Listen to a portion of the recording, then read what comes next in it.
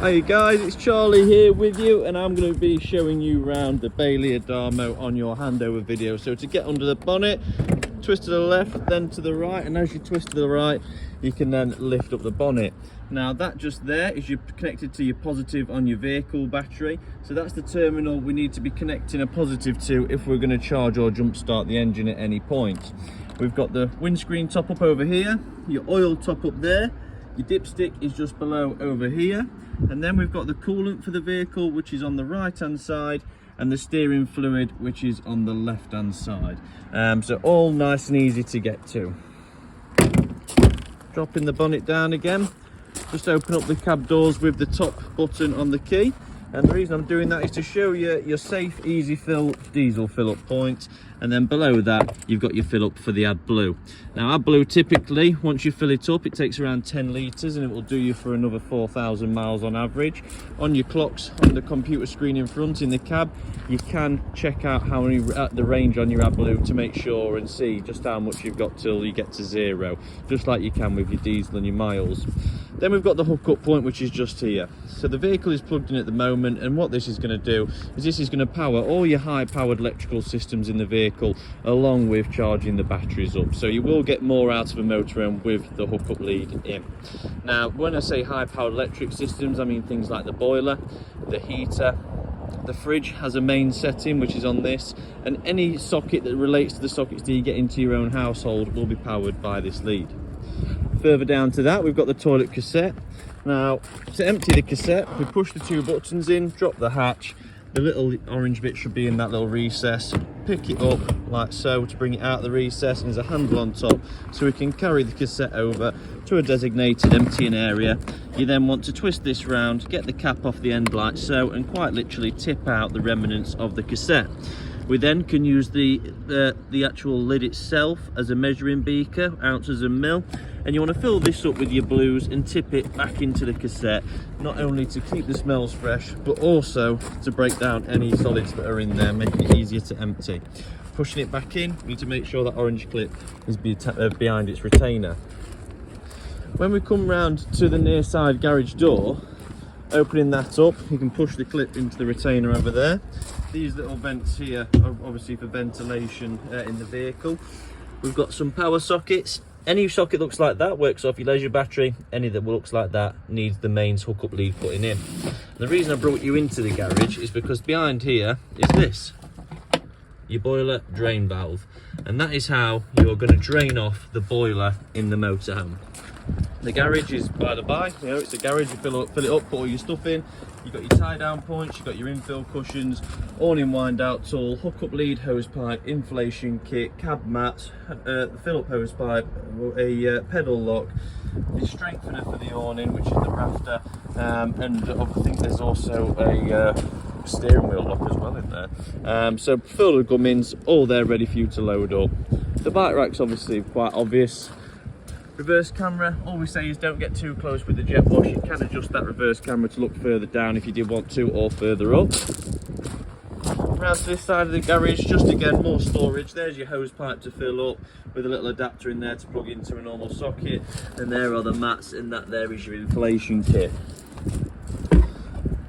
Closing that garage door up, spin round to the right, same again with the bottom, leaving it open for the handover obviously.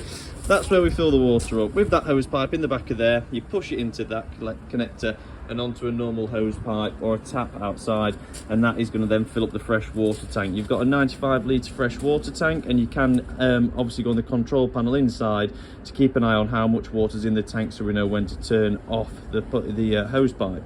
You then, obviously, you have a fresh water tank, you pump that water around, it comes out your shower, it goes through a drain hole and into your grey water tank, which is that tank just there. Well, you can't really see it, it's in between the chassis, and that's your wastewater. Then to empty the wastewater out, because you've got a 90 litre wastewater tank, so it'll carry everything, all the water you've filled up and used, you just need to use this here. So if I give that a pull, it opens it up and drains off your wastewater. If I push it in, that'll slowly stop it, like so. This here is for your heating hot water. So when your boiler is running on gas, this vent will actually, just like at home, you turn the boiler on, the steam comes out your house, exactly the same here. So that is your exhaust for your boiler when running on gas. On the topic of gas should always be switched off when travelling anywhere. The bottle should always be strapped in when travelling anywhere. But when we come to set the vehicle up, after we've plugged the vehicle in like we have, you just want to come to your gas bottle, turn the brass fitting on top left, and that's going to allow gas to purge out into the actual regulator and down through the copper pipes into the motorhome. Now, obviously, once you've plugged the vehicle in, like we have with the hookup lead, turn the gas on and started filling up with water, they're the 3 fuels that we're going to need to operate this motorhome to its full potential. So walking around now, we'll head on inside. One thing I'll double check for you, which we may need to be careful of, is the door swinging around and hitting the hookup. So if we use the bottom button to unlock the back door, does hit it just, you see, if you go around. It is locked, that's locked out there on the gas strut, and there's a tiny little gap, but just be ever so careful. So I'm going to shut that behind myself just to make sure the wind doesn't. In the motorhome now, as you can see, well, you can't now until I do this, everything's off, nothing on, so we get setting up from scratch. So even there, look, got no power on the heating, we've not turned anything on at all. So when we first come in, that's a great sign. The hookup lead there identifies that hookup we plugged in just out there is powered and on. So if I click on, it'll say master on and wake the screen up, and then water tank nearly empty, press enter to silence that alarm. So what that's saying is we need more fresh water. Now if I cycle through these arrows here, I can go into the settings by clicking enter, and I can go on the display, change the contrast, the standby, how long the screen will stay on for until it turns off, and using the arrows and the enter to adjust those. Return home, back to the main screen, sound, notifications, what firmware you've got, save and exit. Once we go past the settings, we've got the fresh water tank levels. We've got the battery select on there, which I think is just for the leisure. I don't think you can actually change to any other battery, I think, because it's automated on this one. Yep, was it suing? So what that means is on some models you have to select which battery you wish to use and change over to. On this particular model, it will start charging the vehicle battery once the leisure battery is fully charged, and obviously your alternator will be charging your vehicle battery as well. So here we've got the water levels again. So wastewater is at 0, which basically means it's below what it can read on the readers. So it could have a little bit in there, but not quite enough to hit the first reader. And normal water level is at 2%, so we definitely need more. External temperature, internal temperature, how much current running off the battery, what voltage we've got in the leisure and the vehicle battery, and then back to the main screen. These 3 here that we've not used yet are all switches. So this one is the main light switch, which will turn every light off and on. This one here is the awning light, awning on, awning off. And this here is your water pump. So water pump on, water pump off. So they're all switches. This here operates the table, as you know already. And you know, to make the bed up, you pull this out like so, you fold this over, you click down on there, and you drop the table down in that position, and quite literally get your cushions out the back and fill in the gaps to making up your front bed.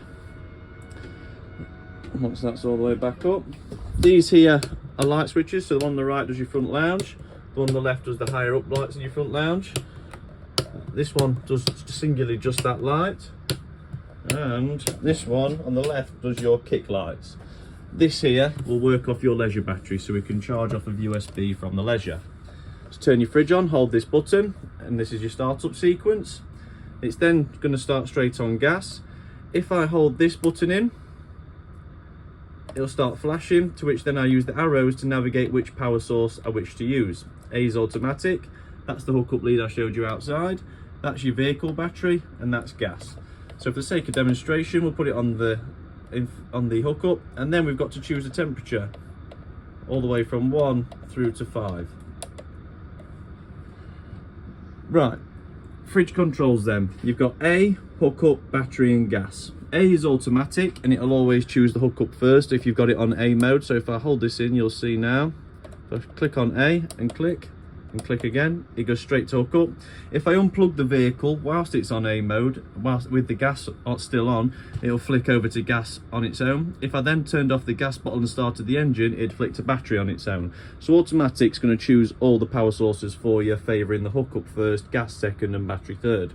The hookup and the gas setting will reduce the temperature of the fridge. The battery setting will only maintain a temperature of a fridge. So if you're going away at 12 midday, at 11 o'clock, hook up or gas, reduce the temperature right down. At midday, then once you're ready to set off, you'll set off and it will go on to battery. And then once you arrive at your campsite, it'll be the exact same temperature as when you've set off. So it's just going to maintain the coldness of the fridge. Your TV is 12 volt, use that lever just there, pull that lever out, and then you can pull the whole mechanism of the telly out. To plug it in, you get your little 12 volt plug in and shove that in your plug in up there, which you'll now notice we've got the red light on. Then obviously what we want to do is every time we go from Derbyshire to Nottinghamshire and X, Y and Z Yorkshire, we need to retune the television. But as of now, it's got power, we just need to turn it on, retune it, and away we go. In the cupboards above the cab, you've got storage there, which is great, and same over here, more storage. On this right hand side, what you can see is this here, which is a little signal finder, just to find some signals, and it'll tell you how much it's getting. And then you've got your booster, so you'll have one of these in your loft. You'll have an aerial on your roof, a cable going from the aerial to your booster, and your booster then sending two cables out, so they can put a television point up there, and they can also put a television point over here, just here, both coming from the same aerial. Right, so we've done all these controls around here, the storage, the table up and down, you know about the chairs, don't really need to go through that with you upon handover. So I'm just going to put this in here so it's not making the side look an absolute mess, a bit tidier. So in the kitchen now, and we've got the microwave, the oven, hob and grill, the basin unit, the heating, hot water and your sockets and light switches. So your left light switch does the top, your right light switch does your frame. These two sockets here will only ever work when the vehicle's plugged in on mains. And this is your heating, hot water. So what we've got is room temperature, water temperature, power source, fan speed, timer, settings. So if I click to wake up and use this little scroller to scroll through the settings, if I click on here, I can then scroll and set the temperature to 22 degrees. I can then go on my water, and there's off, eco, which is 40 degrees hot water, hot, which is 70 degrees hot water, and boost, which is the hot setting, but it borrows power from the heating. We've then got the fuel source, which is either gas if we're wild camping with no hookup lead, mix one if we're on a campsite that's got a low amp hook plug-in, so you don't want to trip the electrics out, so use 1 kilowatt on gas mixed together, which equates to 3.5 kilowatts. Mix 2, which is your most highest power setting, 2 kilowatts of electric and gas mixed together to equate to 5 kilowatts all in all of power. Or if we're at home and we don't want to use much electric 1. If we're on a campsite and we've paid for the electric, you might as well use electric 2. For the sake of handovers, I always work on mix 2. And then you've got your fan speed, just here, eco or high, and you'll see you get 1 or 2 fan blades lighting up. So when I click out this menu now, I can tell you it's 7 minutes past 1 in the morning. We've set the heating to 22 degrees. We've set the water temperature to hot, which is 70. We're using gas and 2 kilowatts of electric on the high fan speed. Then down at the bottom, this one here is a normal timer. So you can, if I click enter, those settings will run for 8 hours and turn off. This one's a daily event timer. So I could say at 8 AM every single morning that I've got the vehicle plugged in. If I click that now, at 8 AM every morning, whilst the vehicle's on and plugged in, it will turn those settings on with pre-selected. In the settings, you've got offset, so we can offset the temperature being centigrade or Fahrenheit, this screen brightness, what hour clock, what language, index to tell you about the panel and your reset. Now the reason the reset's in there is because if you was to, like when we just came in then, it had WA455H fault code because we had no power on. I plugged the vehicle in, but I hadn't turned the control panel on, so there was no power being sent there, so it was coming up with a fault. Now Truma will clear its own fault, so once it receives power, it'll clear the fault and act as normal. But if ever it doesn't, click into your settings, go right to the end, click reset, click it again, and it'll go straight through. I'll be honest, Your microwave's a microwave. Don't know much about microwaves other than instant start. Keep clicking that. It is an induction microwave, so there's no plate in there. You can just put it straight in and away you go, which is a big bonus, because it also then means you've got no glass microwave plate that you've got to take out every time you drive somewhere rattling around. On your hobs, it's just as you know, that's your igniter. You push in and twist and it just lights as normal. You might have to hold it on for a couple of seconds to get the thermocouple nice and warm, but it's just as you know. And then you've got your electric hob top, which you quite literally spin and that turns it on. In the kitchen, we've got various forms of storage, as you can see, with the levels in there. Underneath here, more storage, and then all your rackings and your trays like these you'll be taking out before you drive anywhere, just to make sure the motorhome is going to be quiet as possible. Now, underneath the front seat just here, I'm just making sure, it's just your passenger seat, and underneath this one here, just your passenger seat, just making sure with that. Kitchen cupboard, just your plug in there for your microwave. Your shower is by the by. Once you've got your water pump turned on and your hot water going, you just turn your shower on and away you go. Under here is, because motorhomes have push fit connectors, they all need to be accessible. And then under here is your wastewater tank that I told you about just outside. And so we need to be able to access that, which is why we've got this access point just here. Close that off. You then, under that step, have storage, and you also, under this step, have more storage. If I lift this floor hole out, you've then got your freshwater tank. So we need to open this up, and underneath this should be a ball and chain. And that plug there is how we drain off your fresh water tank. Now, an important thing when having your boiler system on, so that's obviously draining it down, but when you've actually got your boiler system on, what we need to do when we're setting the motorhome up is, we've gone through now, we've turned the boiler on, we've turned the heating on as well, but what we need to do, so probably why this wasn't in the first place, is simply turn the water pump on and run some water through that hot side on the left. Once you get a solid stream of water like this, you're ready to go. And the same on the right side. When you first set this vehicle up, all the hoses and everything will be filled with air. So essentially what we need to do is get those airlocks out so it's all filled with water and primed. So once I've turned on my heating hot water, and once I've got water in the system, turn the pump on, open your taps up, and just wait until you get a solid stream of water just like this. You'll get a lot of coughing and spluttering, and then when it goes like that, you know you're ready to go and your water system's primed up and your heating's on properly. If not, you're just going to be warming up a boiler with no water in it. Other than that, guys, you know where to drain all your water off, your waste, your fresh, and your boiler. Last things last is your toilet. This light comes on when the cassette's full, even though it's about two to three 2s and 4 1s. This button here is the flush for the toilet. And then once you flush your toilet, you need to get that into the cassette, and to do that, you'd have it like that. Well, to be honest with you, you'll have the trap door open the entire time you sat on the toilet, and then close it when you're done, like that. Got some storage behind the mirror. Facing unit, more storage below. Light switches in the corner. You've got the ambidextrous door, which, not ambidextrous, probably the wrong word. I don't know actually, probably the right word.